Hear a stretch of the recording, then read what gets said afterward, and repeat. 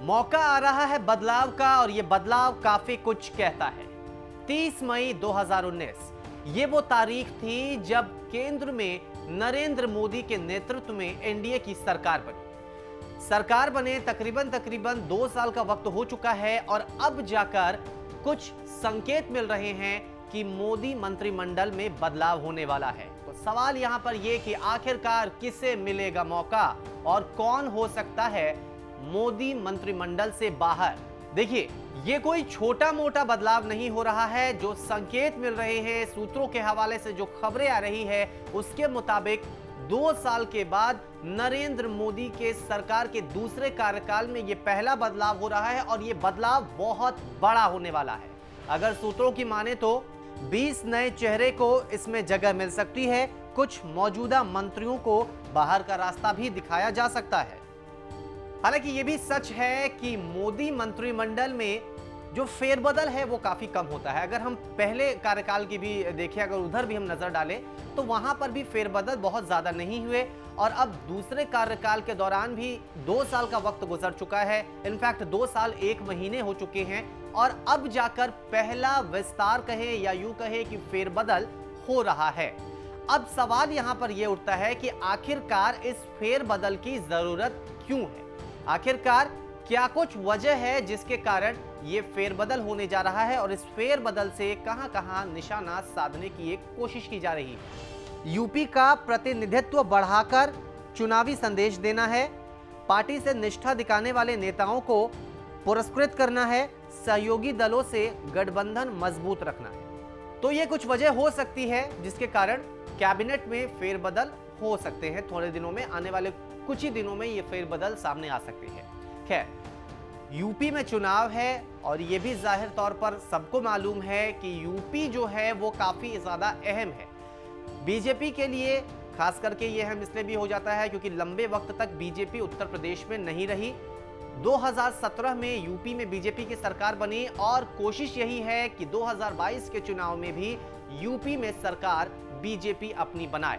खैर, इसके अलावा यूपी के साथ साथ अगर दूसरे इलाकों में भी देखें तो जो सहयोगी दल है, जो छोटे दल है, उन्हें भी एक तरह से साथ लाने की कोशिश हो रही है क्योंकि कहीं ना कहीं कुछ दलों में नाराजगी भी देखी गई।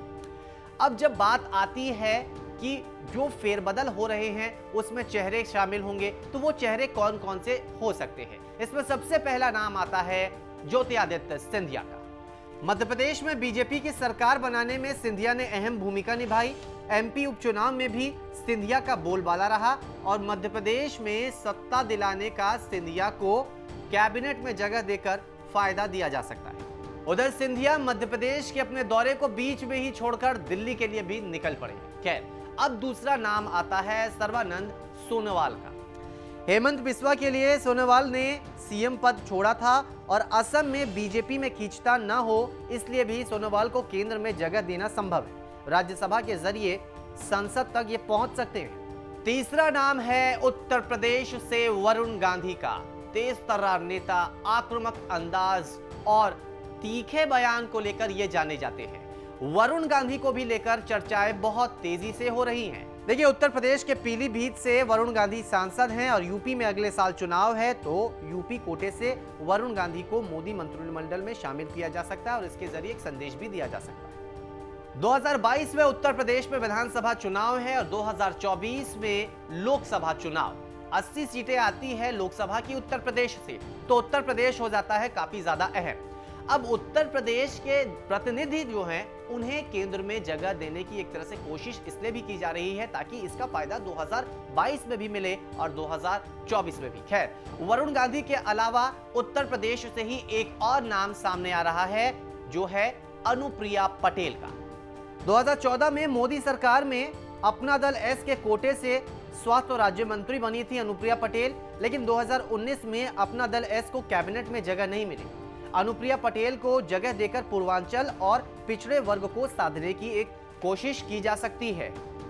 इसके अलावा उत्तर प्रदेश से कुछ और नेताओं के नाम भी सामने आ रहे हैं, लेकिन ये कुछ ऐसे नाम बताए हमने जो कि काफी ज्यादा सुर्खियों में है। खैर, उत्तर प्रदेश से निकलकर अब चलते हैं महाराष्ट्र, जहां से 2 बड़े नेताओं के नाम सामने आ रहे हैं, जिनमें सबसे पहला नाम है नारायण राणे का।